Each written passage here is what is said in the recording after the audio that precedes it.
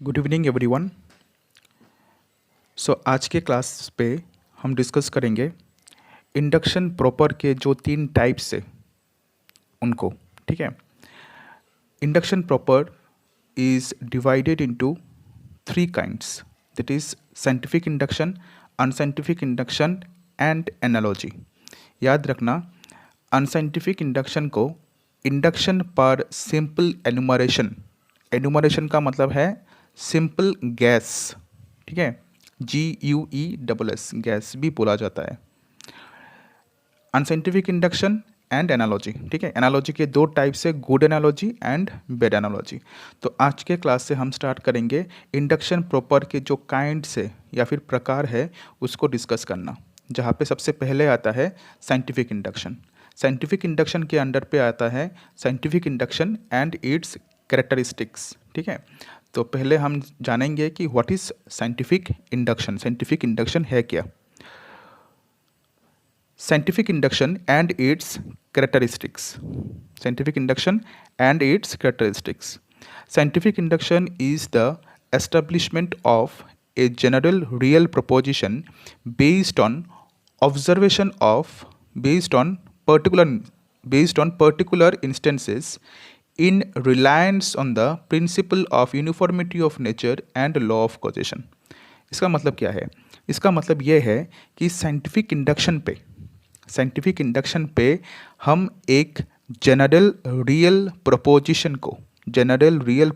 को हम एस्टेब्लिश करते हैं या फिर जनरल रियल प्रोपोजिशन का गठित करते हैं बेस्ड ऑन ऑब्जर्वेशन ऑफ, जहाँ लेकिन उसके पहले हम क्या करते हैं, कुछ पर्टिकुलर इंस्टेंसेस को ऑब्जर्व करते हैं based on the observation of particular instances, ठीक है। जहाँ पे हम क्या करते हैं, साइंटिफिक इंडक्शन पे हम एक जनरल रियल प्रोपोजिशन को एस्टेब्लिश करते हैं एंड उस जनरल रियल प्रोपोजिशन को एस्टेब्लिश करने के लिए हम कुछ पर्टिकुलर इंस्टेंसेस को ऑब्जर्व करते हैं। जैसे फॉर एग्जांपल हमने एक जनरल रियल प्रोपोजिशन, कुछ पर्टिकुलर इंस्टेंसेस को हम ऑब्जर्व करते हैं पहले। तो पहले हमने लिखा यहाँ पे ए इज मॉर्टल, ठीक है, A is mortal, B is mortal, Ram Shyam Jadu Madhu भी लिख सकते हो लेकिन बहुत पुराना हो चुका है। A is mortal, B is mortal, C is mortal, therefore all man are mortal, ठीक है, all man are मॉर्टल।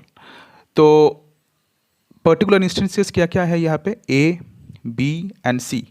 A is a particular instance, B is a particular instance and C is a particular instance। तो कुछ particular instances को देख के, ठीक है, कुछ पर्टिकुलर इंस्टेंसेस को ऑब्जर्व करके हम अगर एक जनरल रियल प्रपोजिशन को एस्टैब्लिश करते हैं देन इसको साइंटिफिक इंडक्शन बोला जाता है। नहीं, ऐसा नहीं है, इसको इंडक्शन बोला जाता है। इंडक्शन पे क्या होता है, हम पर्टिकुलर इंस्टेंसेस को देख के हम एक जनरल रियल प्रोपोजिशन को लिखते हैं। लेकिन साइंटिफिक इंडक्शन पे सबसे इंपॉर्टेंट चीज़ क्या है, साइंटिफिक इंडक्शन पे सबसे इंपॉर्टेंट चीज़ है उसका next line, in reliance on the principal of uniformity of nature and law of causation, ठीक है। साइंटिफिक इंडक्शन पे हम जब पर्टिकुलर इंस्टेंसेस को देख के एक जनरल रियल प्रोपोजिशन को हम जब एस्टैब्लिश करते हैं तब हम 2 प्रिंसिपल्स के ऊपर रिलाई करते हैं, निर्भर करते हैं, ठीक है। वो 2 प्रिंसिपल्स क्या है, 2 प्रिंसिपल्स है uniformity of nature and law of causation, ठीक है, uniformity of nature and law of causation.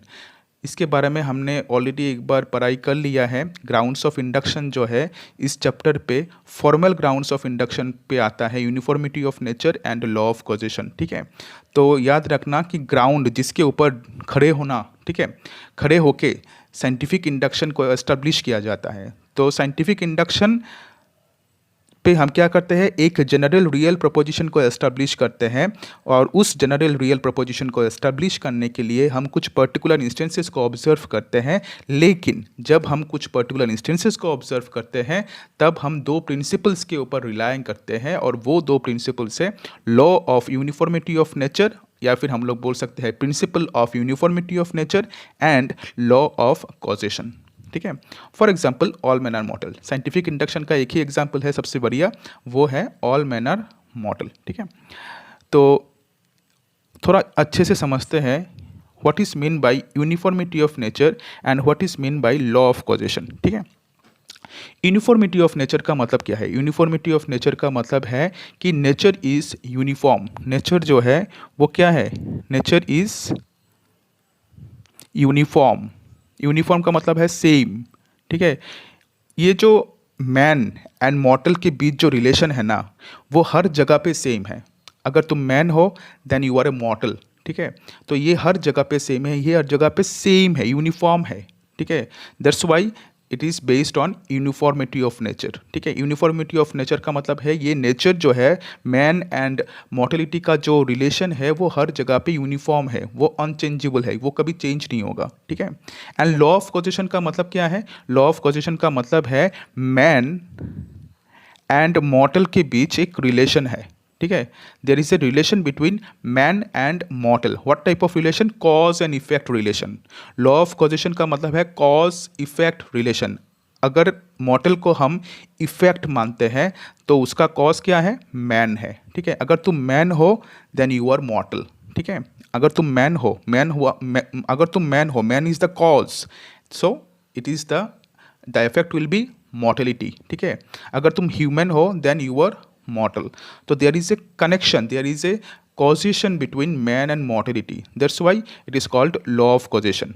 और ये जो कनेक्शन है वो हर जगह पे सेम है, हर जगह पे सेम है, वो कभी चेंज नहीं होगा। सो it is based on uniformity of nature. अगर यूनिफॉर्मिटी ऑफ नेचर का मतलब है हर जगह पे सेम होना। ठीक है, ऑल मैन आर मॉर्टल। ठीक है, इसको तुम कभी चेंज नहीं कर सकते। ठीक है, कभी चेंज नहीं होगा। क्यों?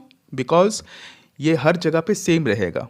सेम मैन एंड मॉर्टल के बीच जो रिलेशन है, ह्यूमन बींग्स या फिर ह्यूमैनिटी एंड मॉर्टेलिटी के बीच जो रिलेशन है वो हर जगह पे यूनिफॉर्म है, वो चेंज नहीं होगा, अनचेंजेबल है। ठीक है, so it is uniform and there is a cause effect relation between man and mortal. Cause effect relation कैसे? If you are a man then you are mortal. ठीक है, if you are a man then you are a mortal. तो man is the cause and mortality is the effect. So there is a cause and effect relation between man and mortality. ठीक है, तो these two principles are the main base. These two principles are the main base of scientific induction. तो अगर तुम्हारा question आया what is scientific induction, तुम क्या लिखोगे? Scientific induction is the establishment of a general real proposition. Scientific induction पे हम एक, ठीक है, यहाँ पे क्या है? एक, हम एक जनरल रियल प्रपोजिशन को हम एस्टैब्लिश करते हैं। एस्टैब्लिश करना मतलब गठित करते हैं, बनाते हैं। ठीक है, और उस जनरल रियल प्रपोजिशन को बनाने के लिए हम किसके ऊपर बेस करते हैं? Observation of particular instances. ठीक है, और इन पर्टिकुलर इंस्टेंसेस को जब हम ऑब्जर्व करेंगे तब हम दो प्रिंसिपल्स के ऊपर रिलाई करते हैं, निर्भर करते हैं। और वो दो प्रिंसिपल्स क्या है? Principal of uniformity of nature and law of causation. ठीक है, यूनिफॉर्मिटी ऑफ नेचर का मतलब है कि हर जगह पे वो चीज़ सेम है, all man are mortal is same everywhere. And law of causation का मतलब क्या है? कि सब्जेक्ट एंड प्रेडिकेट के बीच there is a causal connection. Causal connection मतलब कॉज इफेक्ट रिलेशन। ठीक है, if you are a man then you are mortal. ठीक है, तो आई थिंक कि साइंटिफिक इंडक्शन के जो डेफिनेशन है उसको एक बार एकदम मतलब क्लियर हो गया है तुम लोगों का। तो नेक्स्ट वीडियो पे हम डिस्कस करेंगे about the characteristics of scientific induction. ठीक है, तो इसके पहले आज मैं और कोई मतलब वीडियो मैं नहीं दे रहा हूँ तुम लोगों को। तुम एक काम करो, साइंटिफिक इंडक्शन जो है, what is scientific induction and with example. ठीक है, विथ एग्जाम्पल। एग्जाम्पल क्या है? All man are mortal. तो इस एग्जाम्पल के साथ साइंटिफिक इंडक्शन का जो डेफिनेशन है उसको पूरा सीख लो, because this is the most important question. ठीक है, 2023 आसिक एग्जामिनेशन पे, मतलब 2023 के जो फाइनल एग्जामिनेशन है, 2023 फाइनल एग्जामिनेशन पे scientific induction, what is scientific induction, इसको 3 बार पूछा गया है। एक बार पूछा गया है 2 मार्क पे, एक बार पूछा गया है उसको 4 मार्क पे, और एक बार पूछा गया है उसको 6 मार्क पे। ठीक है, तो सोच सकते हो यहाँ से ही कि scientific induction is that much important. ठीक है, तो सिर्फ व्हाट इज साइंटिफिक इंडक्शन नहीं, scientific induction and its characteristics ही पूछा गया है 4 मार्क 6 मार्क बोल के। ठीक है, तो 2 मार्क का क्या आया था? What is scientific induction. इसलिए साइंटिफिक इंडक्शन को पूरे अच्छी तरीके से सीखो। नेक्स्ट क्लास पे हम लोग क्या करेंगे, मैं साइंटिफिक इंडक्शन का पढ़ाई सबसे लूँगा, सबसे एकदम first rule number 1 to rule number 18, sorry rule number 1 to rule number 22, जितने भी स्टूडेंट्स हैं सभी स्टूडेंट्स का मैं what is scientific induction explain with example वो मैं मुंह में पढ़ाई लूँगा, ठीक है। ऑरेली तुम लोग मुझे पढ़ाई दोगे, तो प्रिपेयर वेल फॉर दैट।